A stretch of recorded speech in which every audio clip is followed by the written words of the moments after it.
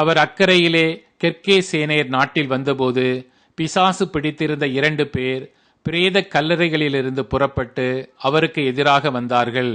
அவர்கள் மிகவும் கொடியராயிருந்தபடியால் அந்த வழியில் யாரும் நடக்கக்கூடாதிருந்தது. அவர்கள் அவரை நோக்கி, இயேசுவே, தேவனுடைய குமாரனே, எங்களுக்கும் உமக்கும் என்ன? காலம் வருமுன்னே எங்களை வேதனைப்படுத்த இங்கே வந்தீரோ என்று கூப்பிட்டார்கள். அவர்களுக்கு கொஞ்ச தூரத்திலே அநேகம் பன்றிகள் கூட்டமாக மேய்ந்து கொண்டிருந்தன. அப்பொழுது பிசாசுகள், நீர் எங்களை துரத்துவீரானால் நாங்கள் அந்த பன்றிக் கூட்டத்தில் போகும்படி உத்தரவு கொடும் என்று அவரை வேண்டிக் கொண்டன. அதற்கு அவர் போங்கள் என்றார். அவைகள் புறப்பட்டு பன்றிக் கூட்டத்தில் போயின. அப்பொழுது பன்றிக் கூட்டமெல்லாம் உயர்ந்த மேட்டிலிருந்து கடலிலே பாய்ந்து ஜலத்திலே மாண்டு போயின.